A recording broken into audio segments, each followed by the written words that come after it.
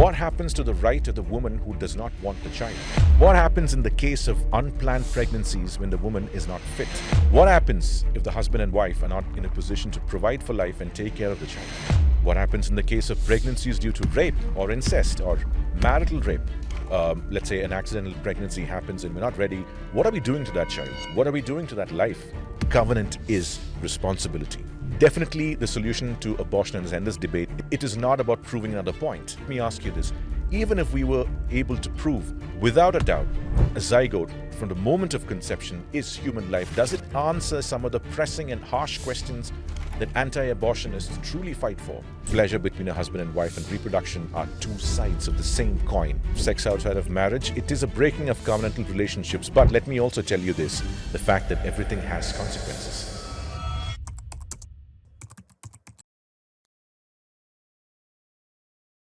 Hello everyone, and welcome to the Let's Reason Together podcast. I am your host, Vishal Abraham. This is our first episode, and with the first we're going to discuss a very important and quite hard and tough topic, which is abortion. A very hard issue which we are all familiar with. We have heard multiple discussions going on everywhere. And in the next two, we will look at the LGBTQIA movement and radical feminism. Now, before we move in, I want to address why am I taking this to start with, these topics, and why now specifically.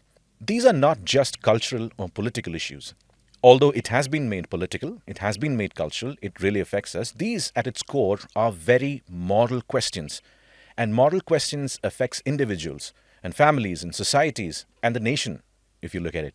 So, when we talk about the nation, we look at the question of the world, right? And this is something which I really want to impress upon. When we create a world, when anybody creates a world, authors would be able to connect with this. When a world is being created, there are three pillars to it. The first pillar is life, the second is design, and the third is order. Without these three, a world cannot exist. Life is about the inhabitants of that world. It involves consciousness, it involves a lot of different things. Design is how these inhabitants in the world is designed and created with specific functions. Your identity and so on and so forth goes into that. And order, which has your laws, your constitutions, governing rules that regulate the world. We know about physical laws, biological laws, gravity, and so on and so forth. These are all laws which makes the world work together. Now, abortion is an attack on life. The LGBTQIA and the ideology around that, the extreme side of it, seeks to distort the truth around identity, and radical feminism. And hear me out, not just feminism. Feminism is good in many of its ways. But radical, the extreme, seeks to upset certain structures and order which have been built into this world. So having said this, let's dive into the deeper question that we're going to address today, which is abortion. This debate is something which everyone is familiar with. It's a debate that has been going on not for years, but for centuries. It's not just a matter of today. It has been going on for thousands of years. And there are two primary sides to this debate, as we all know. One is your pro-choice bastion, which are the people who are for abortion and who fight for the right to abort. And then you have the pro-life segment, are the people who want to preserve and protect life at all costs. Each of the sides have their own arguments. They have their own logic and conclusions which they fight for with absolute conviction. And we are, in many ways, all familiar with both sides of the debate.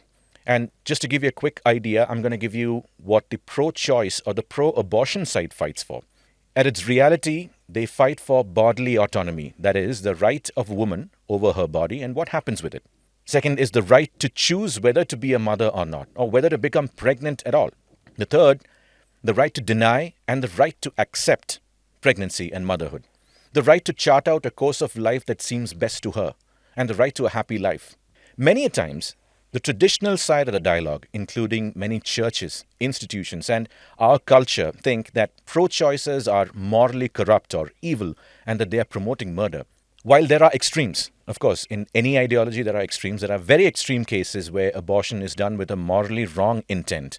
The vast majority, and I would go on to say 99% of the pro-choicers do not condone or support murder. They know it's wrong. What are they really fighting for? Is it the right to freedom? It is. They are actually fighting for autonomy. They're fighting for sovereignty, and so on. And I think it is time that we, especially those who are pro-life, and especially the Christian church, and traditional society truly understand their side and embrace them. Now, this is not a question of enmity, and it should never be about enmity, but sadly, it has been politicized, it has been weaponized, it has become divisive. But this is really about meeting them, meeting the pro choices where they are, and understanding them with an intent to truly connect and engage, not to change, not to advise, not to shame, or not to burden them with guilt, but just to talk without any agenda. Now, having said the above, it's also important to define and establish where I stand and where this organization stands. Now, I and this ministry, or this organization, if you want to call it, we are against abortion or the termination of life. And I believe this is a non negotiable truth that abortion is wrongful and an immoral termination of life. Not just any life. And this is a nuance that we all need to capture. It's a termination of human life. Now, while we aim to connect and have meaningful dialogue and connection and reach out to people in love, we must also understand that love without truth is not love. It is chaos. Because for love to flourish, it has to have a basis in truth. Otherwise, anything goes. We all know that terrorism, for instance, or rape is morally wrong. That's a moral absolute. And we have to accept it as truth, that violence is wrong in any form. Now, if we don't do this, if we don't adhere to that truth and live life saying that love is love, would we be okay with loving a terrorist or a rapist? Clearly not. So, love has to have truth in it. That's a boundary. Now, having said all of this, here are the reasons why I believe abortion is wrong. And the conclusion, I leave it up to you. Because we're not here to promote any agenda. I'm not here to force my thinking on you. I'm going to give you a framework to think through this in a larger perspective. But here are my reasons. Abortion is the termination of human life, as I said earlier. For this, we need to determine that an embryo, or even before a zygote, is life, and human life for that matter, not just any life, because the distinction has to be made. Life also includes animal life and plant life and so on and so forth. But we're talking about human life. There are many arguments against the fact that an embryo or a fetus below the gestational limit of 20 weeks during the pregnancy cycle is not human and does not contain life. Now, I'm not going to go into the technicalities right now because that's going to be beyond the scope of one episode. One thing is certain, no matter how much we look at it, we can rethink it or analyze it, that the moment a sperm fuses with an egg in fertilization, a zygote is formed, and this zygote then becomes an embryo and proceeds to become the fetus and develops into the child. The moment a zygote is formed, it contains human DNA. Now, we all know DNA is the building block of life, right? It's the genetic code, it's the programming, it's the fundamental language which enables life. And when the zygote has human DNA, it by default has human rights. Now, this is something which is difficult to grasp at its beginning. But when we think deeper, we get the nuance of this and we're able to understand this. The moment anything has DNA, let's say, for instance, over here, it's human DNA, it has human rights. Every human right is now applicable to the zygote as well. It now has the right to live, to come forth, to grow, to develop, to come into the world, live and flourish. A pro-choice argument that we commonly see, and I'm going to bring that over here to give you a perspective, is in the quest or the search to determine what constitutes human life, they bring in the idea of consciousness, and that is the human life indicator dialogue. Every organism has life. We already seen that, we know that. But what specifically does human life consist of? And how do we know that this is human life? One of the theories, and something which I believe is key to understand here, is determining the consciousness of a person. If someone has consciousness, then we can safely conclude that it is an indicator of life. But that brings us to the deeper question, what exactly is consciousness? There are many definitions. Philosophers and thinkers over years, millennia, have tried to define it, but we have not arrived at a single conclusion. But one among the definitions of consciousness is the ability to be self-aware, to be aware of the world around us, and make sense and engage with it, and so on. None of these things are present in an embryo or a zygote, because an embryo is not yet a person in scientific technical terms, and only a person can interact with the world, make sense of it, be aware, and so on and so forth. An embryo has to complete the gestational cycle and be born as a baby so that the baby can develop into a person. So now there is a conundrum. How do we decide? One of the ways to look at it is for indicators that show consciousness. Now, it has been studied as per latest medical science that an unborn child or fetus responds to an external stimulus that can be visibly observed and recorded. And this happens around the time of 20 weeks during the pregnancy cycle. Now, from a religious perspective, Christianity and Islam believes in the concept of something called as ensoulment, which is the moment the soul of a person enters the body. Now, we see this in the Bible. The first man, Adam, became a living person when God breathed the breath of life into him. Up until then, he was a clay body. And only when the breath of life came in did he become a living person with consciousness. Now, the problem is we cannot see or verify these exact points. We don't have the capability yet. Through the idea of observing the unborn child's response to external stimuli, we can determine that the fetus is conscious of its surroundings. But again, like I was saying earlier, this happens only by the 20-week time period. This is the upper gestational limit beyond which legally you cannot abort a fetus. Anything below 20 is acceptable as of now. And as per the Medical Termination of Pregnancy Act of 2021, in India, this is allowed. Anything below 20 weeks, you can abort under various rigid circumstances and has to be approved by medical governors and so on and so forth. But here is a point. The zygote contains the basic code of human life. It's the seed. Every growth follows a process. Because we cannot verify through science the exact moment at which a fetus becomes a person does not mean that all the code and the components to become that person is not already present from the moment of conception. It's already there. The components of life are already present. Terminating that is terminating life. Think about it. And when we really look at it, we'll come to understand the conundrum and the logical problem with this, saying that a fetus below 20 weeks is not a person because that unborn child has to develop.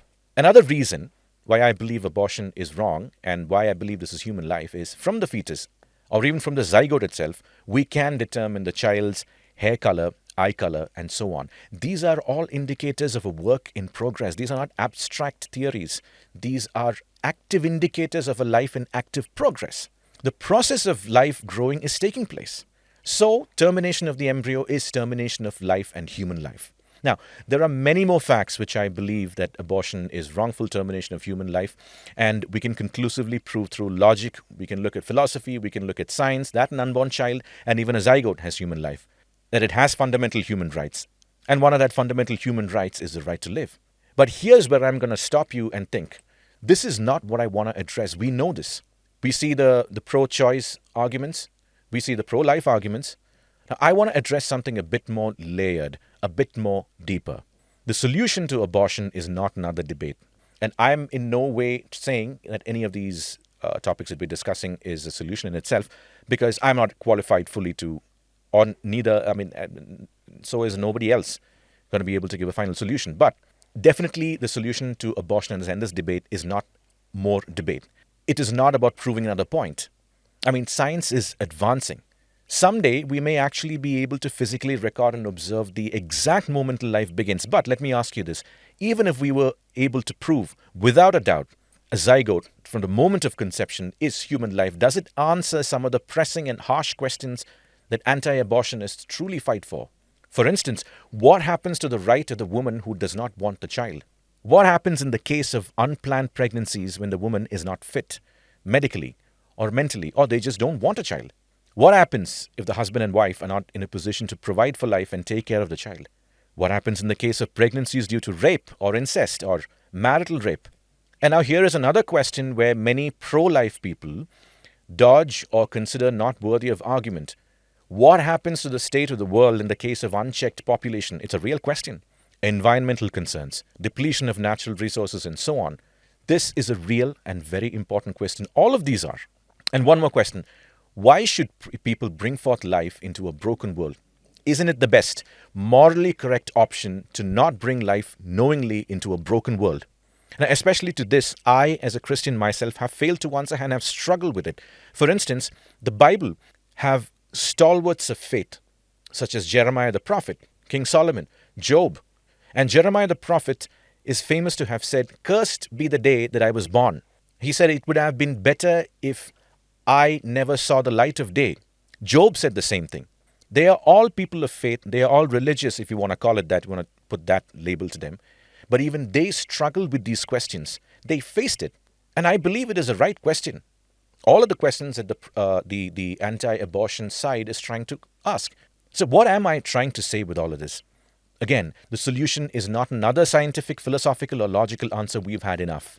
It is not more of pro-life slogans and endless debates and so on. Yes, they all have their place, but it does not change anything. Even changing the mind of pro-abortionists is not an end in itself. There are larger questions. If you want to compartmentalize, if you want to put two words to it, or you want to bring some sort of clarity to this, after long thinking, I've come to the conclusion that there is a larger solution in question, but not a solution as itself. There are two words you can describe, or you can put forth, which is called moral responsibility. It sounds very simple, profoundly simple, but it's not so easy. What exactly do I mean by moral responsibility? To answer this, I'm going to engage a simple framework called the ASK framework. This is very simple. ASK. A stands for ask, S stands for seek, and K stands for knock. Asking is defining the questions, building the hypothesis, asking the right questions, because in the search for truth begins with questions. Seeking is the place where you search for the answers, where you think, where you reason, where you look at various streams of thought. Knocking is where all the evidence in your seeking phase leads you to a door, and you open the door, you test the conclusion and see if it holds in reality. We're going to ask or define some questions. Seeking is a searching, like we said, and knocking is a testing. Now, in all of this, there are great questions that we have to look at, we have to respond, and we have to learn how to respond and engage with it. One of the first questions that we're going to look at is, why do abortions take place in the first? We already listed some of the reasons. Of course, unplanned pregnancies or due to rape. These are two of the largest topics or the questions that can come in. Due to rape, which includes incest, marital rape, and so on. Unplanned pregnancies take place within marriage and outside of it. And let me be clear, in both cases, whether it's in marriage or outside of it, abortion is still immoral. Because as we have seen earlier, it is termination of human life and a violation of the human life's fundamental right to live. So how do abortions happen? It begins with sex, sexual intercourse, right? Now the bigger question remains, what is sex and what do you mean by that? What is its purpose? How many of us have asked that question? Is it for recreation and pleasure only, or does it involve reproduction alone? Answering this is where most Christian lines of thinking have missed the mark. Let me be very clear, and I will bring the question of God into this in later episodes as well, but I'm going to take a stand on this, and because I have to take a stand to explain certain things. Sex is something which has been designed and given to humanity by God. Let's be clear about that. It is given for both pleasure and reproduction. It's two sides of the same coin. It comes with both. Sex in its purest form is a form of union between two people, and I'm going to define this now, a biological male and a biological female within marriage, because definitions are very, very important in this day and age. Marriage is another question that we have to bring in over here. Sex within marriage, outside of marriage, but regardless, marriage is not simply partnership. Today's culture have reframed marriage as a form of partnership with mutual benefits, or in other cases, it's reframed as a means to alleviate pain, of loneliness, or finding companionship, and so on. And yes, marriage is all of that, but there is something more and beyond. And you will see as we go further how all of this connects. When God instituted marriage, he was defining and creating not just partnership, he was creating something called covenant. A covenant is an agreement and a promise between people, and to break a covenant is unjust. There's a difference between a partnership and a covenant. And if we can grasp this, if we can understand this, we'll have a lot of change in how people interact and engage in marriage. While a partnership is often structural, it's a structural agreement or contractual, it is mostly time-bound with transactional goals, or to put it simply, what is in it for me? But a covenant is binding and permanent. It's unconditional devotion. It is shared. Marriage is a covenant. It is unconditional devotion to one another. It's a symbol of how trust, sacrifice, and partnership can work together. And sex is the seal of that covenant. The coming together. It signifies something very important. And reproduction now is a part of a covenant that first exists between two, a man and a woman. So it has both sides. Yes, the union, the recreation, the pleasure of sex, great. But the other side of the coin is also there, which is reproduction. Now, I'm going to go a step back, and I'm going to look at one of the most famous commandments that pro-life audiences talk about and use to justify all sorts of reproduction and try to shame or guilt or say that abortion is wrong in many ways. God's commandment in Genesis to the first human beings, Adam and Eve, he said, "Be fruitful and multiply, fill the earth and subdue it." This is a worthy commandment, but this is often taken to understand that reproduction is one of the highest goals and purpose of humanity. Now, here is the kicker. We have misinterpreted it, especially the Christian churches. When God created us, humans, he did not create us as mindless automatons. We have the ability to think, to consider, to analyze, to act. We have the power of volition, which is the ability and the freedom to choose, to act in beneficial and purposeful ways. Or in simple words, we are not mindless programs designed to take an input, that's a commandment, and execute the output without our minds involved in it. God expects partnership. We are creative, intelligent, and thinking beings, and we are expected to think, to consider, and act in good ways. Now, the question is not whether the commandment is good or not. Every commandment of God is good. Our response is to be excellent stewards of his commandments. How we respond and how we take it forward is the question. When he commanded us to be fruitful and multiply, he did not mean we mindlessly reproduce, because we are not animals, right? Reproduction for us is not instinctual. It is, and it should be, intentional. We are to carefully consider the great privilege of bringing forth life, and this is to be done in partnership with God. Every person, man or woman, has sovereignty over their body. What I'm about to say next might upset a lot of feathers within the traditional thinking and Christian churches and so on and so forth. A woman has absolute sovereignty over her body. A man also does. Each person has sovereignty and control over their life. Even God does not intervene in our lives unless we invite him into. Why? Because he respects free will. He respects autonomy. He respects bodily autonomy. A woman is not supposed to simply reproduce. Motherhood is a privilege, but it is not to be forced. No one has a right to force anything upon anyone. Now think about this for a moment. Even God did not and does not impose his will and commandments on us. He has built into us the capacity to think and choose, which is called free will. So therefore, it is important to understand what is at stake here. And I'm going to make another controversial statement, especially from a Christian traditional viewpoint. Reproduction or childbirth should be an intentional affair. And that's where the question of abortion largely leads into. It's childbirth, right? Reproduction is a privilege. It is not an obligation. You shouldn't be doing that because society says so or because it's given over there. We're supposed to be good stewards of God's commands, which means we have to think this through. Let's say a husband and wife must sit down and consider, are we ready for a child? Do we have the resources to support the child? Are we fit, emotionally, spiritually, mentally to raise a child? Do we want a child in the first place? Once these questions are evaluated, they have to mutually arrive at an agreeable decision. If the answer is to have a child, do it. If not, then please don't. Now, let me be clear. This is my personal conviction and understanding after years of studying this, going through many different arguments in philosophy and so on and so forth. The Bible does not say this anywhere. However, I believe I carry a certain maturity and wisdom so that I can comment on this. Why am I saying this now? And where does this fit into the large question of abortion? Because abortion is about childbirth. And childbirth and child rearing is a great privilege. We have misunderstood that. Modern culture has framed it in a different way. It has put career, it has put our desires and everything higher than childbirth and becoming parents. While I agree with that, I am for ambitions. I am for people building their careers. And if you want to do it, go ahead and do it. But if you think you're not ready to bring forth a child, don't do that. Because at the same time, while it is a privilege, it also brings with it responsibility. And that's where the moral responsible aspect comes in. You are bringing forth life to whoever is listening to this. God has given us or built into us the facility to bring forth life. Not create life, let me be clear, but to bring forth life. Now think about this. God made it in such a way, or humanity is designed in such a way that it can only happen between two.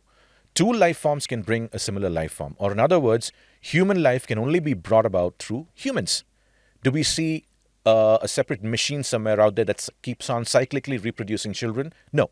It can only happen through humans, and it has to come together with the decision of both of them. And let me tell you, bringing forth this life is not a simple thing. It is the greatest thing. Why? Because life has inherent value. If you look at it, people have died for each other. Religious men and so on and so forth have sacrificed themselves for lives. to be improved because life has value. And if we are bringing forth life, then we have to be ready to take care of it.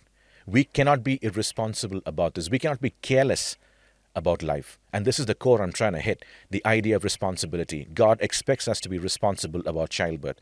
Because if we decide to become parents, we must be ready to take care of that life, to ensure that that life is stewarded, that it's nurtured and nourished to the best of our ability. We have to be willing to take on responsibility, not as a burden, but as a delight. Because we have an opportunity now to direct a life, and it's not simple. If you are not in a position to do it, better not to, and wait until you're ready. This is a partnership, and ideally with God in the picture. The mother, Eve, right, when she gave birth to Cain, said, "With the help of God, I have brought forth a man." And that is not just the delivery aspect you were talking about. It is the entire cycle. She brought forth a man with the help of God. Now, we have an immense responsibility. The world has an immense responsibility. Should we choose to bring forth life? And yes, this decision is up to us. It is entirely up to us. Then it becomes another question, or it leads us to another question. How do we know if our decisions are right? For that, we need to have a moral grounding higher than ourselves. And that is where God comes into the picture. It is His will that life is produced, but He expects us to do it rightly. We are not supposed to be doing this mindlessly, without thinking, by, oh yeah, I'm married right now, society demands it, we need to have children. That's an obligation. That's not supposed to be. Because, like I said earlier, this is life that we're talking about. And if you cannot take care of it, please don't do that. It's better not to. And it also forces us to ask the questions, is birth control and birth control methodology right? My personal conviction, use them wisely. After all, now, we are living in a broken world, right? We have to ask such questions before we become careless about this. Because if we are not careless about this and we decide to, let's say an accidental pregnancy happens and we're not ready, what are we doing to that child? What are we doing to that life? We're not taking care of it. We are destroying it. Finances. There's a lot of financial issues, evil, hatred, lack of resources, violence. These are very real issues that cannot be brushed aside. So it is about responsibility. And we have to get into that mode of thinking. Sex for pleasure is for pleasure between a husband and wife, and reproduction are two sides of the same coin. And that coin right now becomes covenant. Covenant is responsibility. Now, I'm going to briefly touch on the age-old question of sex outside of marriage. It is a breaking of covenantal relationships. But let me also tell you this. I'm in no position to say anything, right? Those who want to engage in such activities, they are free to do so. Nobody's going to stop you. You're absolutely free because why? You have free will.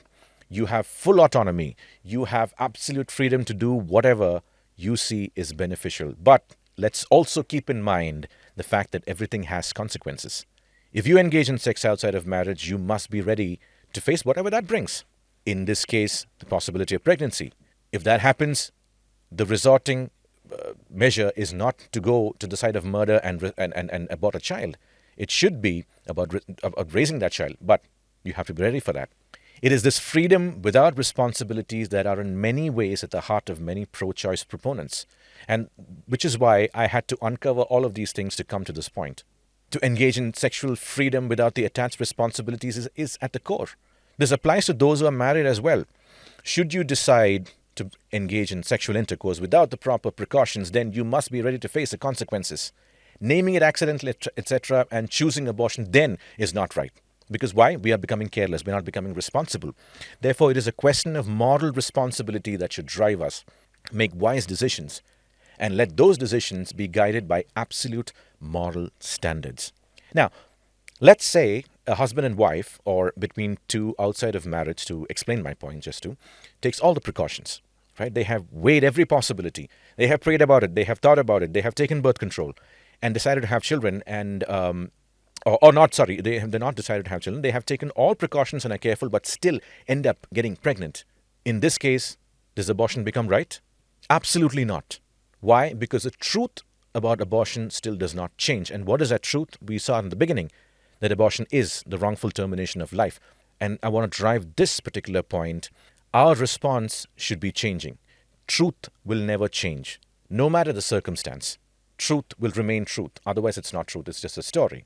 Our response should be in the question of how do we align ourselves now to what truth dictates.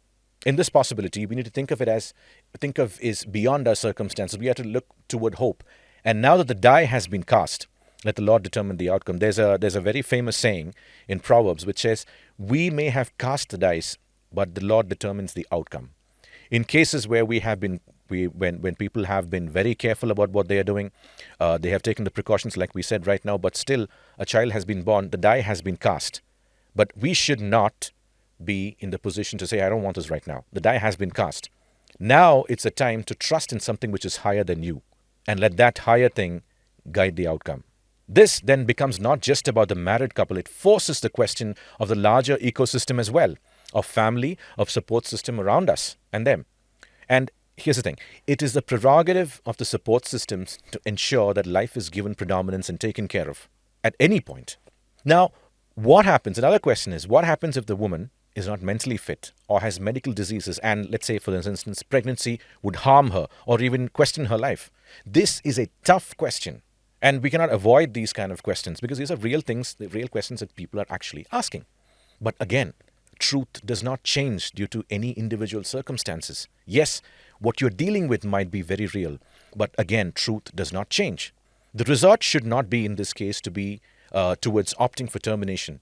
It's easier said than done, and I'm in no position to say that I am taking all of these steps, but this is what I've thought through, and this is where I'm inviting you to think through with me.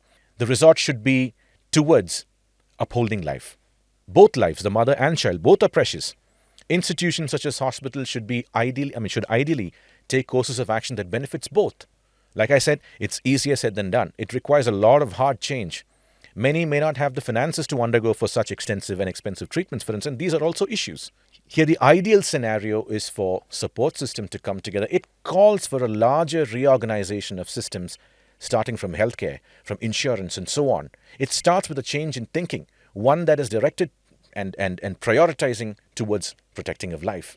And this calls for policy change, this calls for governmental change, this calls for institutional change. It is a radical rethinking. It's very easy to say this, but we have to start somewhere, right? Now, but there are cases where no matter what happens, some medical issues cannot be rectified. Or in some cases, the doctors and the support systems do the best they can, but the mother dies in childbirth, or the unborn child dies during birth or in utero. Here we cannot do anything because we have done everything to the best of our ability, to the best moral standards that we are holding. And at that point, we only need to have the courage to accept what the situation has given us. Again, there are deeper questions there, but it's not going to be within the gambit of what we're talking about because we have looked at a lot of different angles, and I'm going to bring everything together. Now, another important question, this is at the heart of a lot of abortion debates, what happens in the case of rape? And let me be very clear, rape is one of the most heinous crimes out there. It is absolutely right for a woman who do not want to carry a child that is a result of a heinous and demonic crime against her. And I think it's time that society and culture, and especially the pro-life and the traditional thinkers, stop telling the woman who is a victim to say, "Hey, bring forth that child," because it's a child, and you have to be okay with it. It is not okay for anyone to say, "You need to think beyond." It's okay. It's absolutely wrong to shame or guilt because a crime has occurred. But again, here's the thing: truth about abortion does not change due to circumstances, and that's a hard fact that we have to realize. Certain things are absolute. That is the measuring line. Now, instead of abortion, the ideal course of action in a very utopian kind of a society or a scenario, I would say, ideal course of action is that of bringing forth the child and then giving the child for adoption. There have been real issues, there have been real scenarios where this has actually taken place, where the mother or of a rape and pregnancy due to rape does not want the child, and she's absolutely okay in saying that. It's time that we stop saying that, hey, it's okay for the woman to say that, but it's absolutely okay. She has gone through something extremely traumatic, and she has every right to say it's because it's her life. But there are other courses of action out there which we just need to be aware of. Again, I'm not in any way going to force anything because it's not my place. This is what my convictions are, and I'm just presenting it to you where you can think through this. You can question me. You can question this. You can think through this and arrive at your belief and your conclusion. Absolutely up to you. But I think it's time we started thinking and called right and the wrong things wrong. Now, this is a place where the government should step in and provide for that child, including the education, a great environment to grow, and support for the mother too, because she's a victim as well. Once more, these are all easier said than done, because if you look at the state of affairs in our country, we have very poor infrastructure, especially to the rural parts. Let's say it's an orphanage for the sake of discussion. We have some of the poorest infrastructure, even government schools for that matter. So it's not that simple. And my goal is not to give solutions to these as well. It's very easy to sit in a chair and give advice or ideas. But this is about establishing certain non-negotiable truths and to force us to look at abortion from a different angle, not the pro-choice versus the pro-life debate and war. This calls for people to change their way of thinking and how to take on responsibility and being more morally responsible citizens. And to align with truth, it calls for a change in all of us. So it's better to start now. Like I was saying, the only solution to the abortion thing is a radical change in our thinking. We cannot engage in freedom without also facing the responsibilities that come with it. In the case of rape, like we were discussing, society and governmental structures have to be changed to provide immediate care and response. Let me tell you this. There is a window of up to 72 hours after insemination in any cases for conception to take place. What if we have efficient systems where a woman reports and immediately she's given the care and the semen is removed, conception can be avoided? What does this call for? A change in thinking of current social norms also. Now we have to provide safe spaces for women. We have to stop being shaming. We have to stop getting into the moment in the framework of shaming people. We have to let them to. We have to bring about the idea of telling them that it's don't be afraid of stigma, of being looked down upon. So this is a radical change in outlook and a change in behavior from families, from our culture, from our society, and all our support systems. And it is very important for the woman to speak up. There is no shame, because this is important for governments and law enforcement. It calls for more attention to providing safety. So you see how all of these are coming together. If we can change the way we look at things, in many ways we can avoid even the question of abortion itself, because now we are becoming responsible citizens who are responsible about bringing forth life. And if we're responsible about that, we're going to care for that life, and we don't have to go to the resort, we don't have to fall to the resort or the measure of murder. Awareness about the ethic of love should be promoted to encourage victims to not immediately resort to abortion. Try adoption. And these are all available things out there. But this also calls for the need for the woman. Having said all of these things, the woman still has to carry the full pregnancy cycle. It's not easy. And again, she has every right to not want it and to even consider it. And this is where non-judgmental and safe support systems come in. But we can be loving and embracing by still standing in truth. And it's a start. Again, no matter the circumstances or situations, the truth about abortion does not change. Truth cannot and will not change according to what happens to us. If it did, like I said earlier, it's not truth anymore, it's a story. The same thing applies to pregnancy outside of marriage as well. Now, if all the, since we're talking about outside of marriage, I want to add this one point as well. If all the campaigns against no sex before marriage was effective, we would not have these, but they are not, because change has to happen with an individual. It can only come from convictions, and here's the thing, convictions take time to form. The issue is that pleasure and reproduction are two sides of the same coin, which people largely don't think of or remember. You cannot have one and not the other. Many want to have the freedom to have sex, but no one wants a responsibility. We spoke about this, and no one wants accountability as well. For many, and I'm going to touch upon this in a very brief manner. For many, sex is an indicator of freedom. For some, it's an expression of their identity. And this last part is where I take issue with. If you remember, the sexual revolution of the 1960s and the 70s promoted the idea that we are sexual beings. Now, this is a very mistaken proposition. Why? Because our identity is not sex. We are not sexual beings, we are human beings, and I want to put this to rest. And sex is one part of our many expressions. Why am I saying this? If we get this wrong, we will pursue sex to form and reinforce. If we get this wrong, and if we think that sex is our expression, our identity, we will pursue to form and to do anything to reinforce our identity through sex. You have the freedom to engage in sex outside of marriage. Yes, like I said, everything is permissible, but not everything is beneficial. I'm not going to get into the details of it right now because that's a different topic altogether. If you're going to go do it, like I was saying, be prepared to face the responsibilities and the consequences. Use your wisdom to think this through. Again, you have absolute freedom. Nobody can interfere in that matter, but we have to make wise decisions.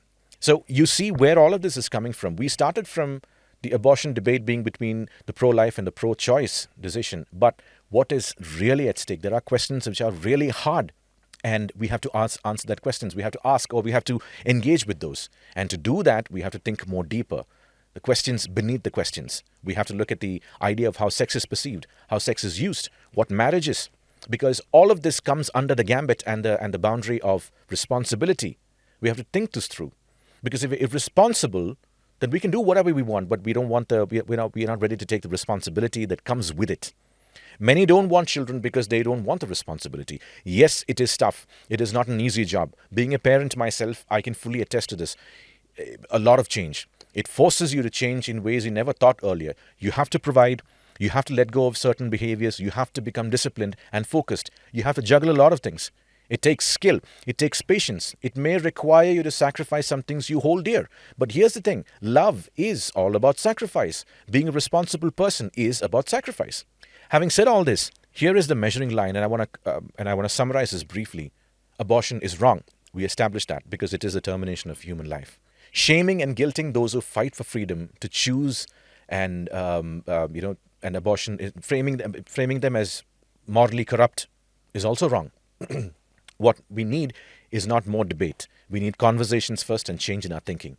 And that thinking is that life is inherently valuable.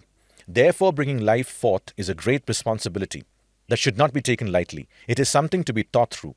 Reproduction comes with sexual pleasure, and reproduction is a privilege. It is not an obligation. Therefore, we have to practice sex safely, wisely. We are called to be good stewards of good commandments in life. We are not mindless automatons. We are intelligent, creative, and thinking beings capable of practicing wisdom and discernment. Let me tell you this, it is better to not have children if you're not ready for it than have them and resort to abortion or neglecting the duties of parenthood and so on. We as a people need to change. Change our thinking about sex, its meaning, purpose, and need. It's not supposed to be played with. It is supposed to be used wisely and maturely. Why am I saying this? Because then it brings us to a place where we become more careful with life. And if we can become more careful with life, we can reduce abortions. We as humans have to look for and adhere to a moral absolute now higher than us. And there is an absolute standard. To live like this calls for change in our lifestyle. Sacrifices of likes and wants and desires. And it is difficult. But truth does not change based on individual desires and needs. The way to end abortion is not an argument or more policy. Yes, they have to be there.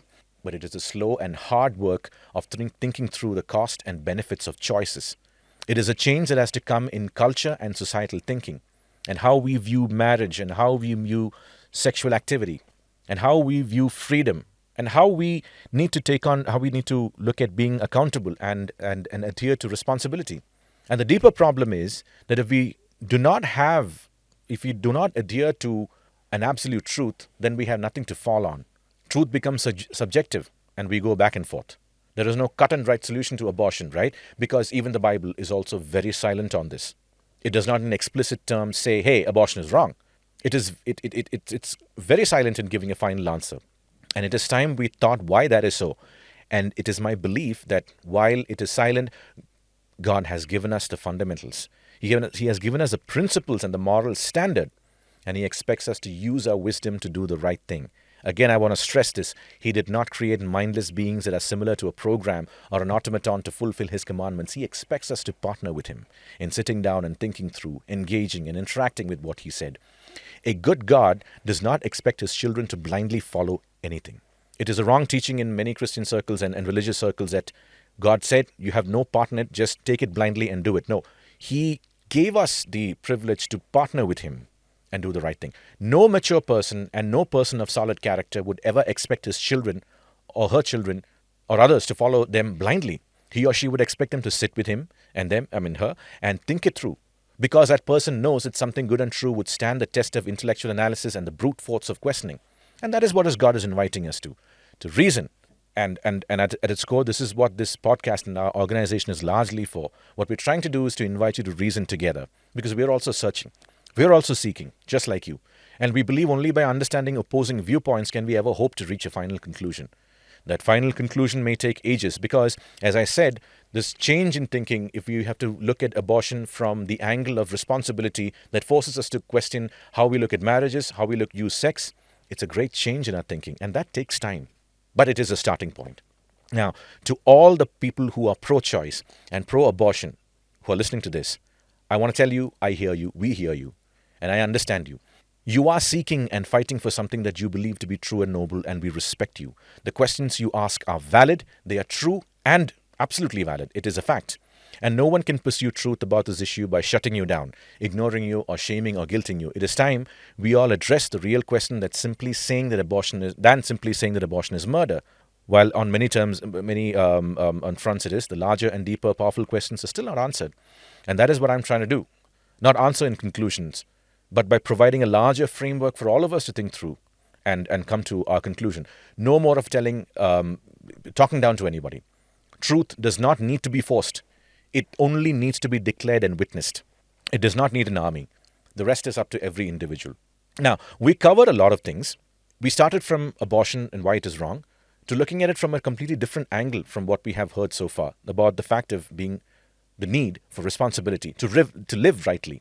To do that, we need a standard beyond us, right? It forces the question: how do we live rightly? And that's at the heart of every debate. We need something higher. Even when the founding fathers of America, the founding fathers, when they were writing the laws of democracy, not democracy, the laws of the Constitution into place, the lawmakers looked to something beyond them to guide what is right and wrong, right? It is absolutely wrong to offend someone, but how did we arrive at that? We need to have a standard from which laws have to be made. The same thing with our constitution as well. We speak about the fundamental, the freedom of speech and everything, but where did that idea itself come from? It forces us to question there is something beyond and higher.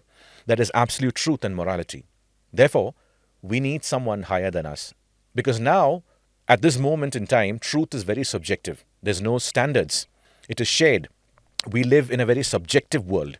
Yours truth versus my truth. But truth does not work like that. Truth never changes.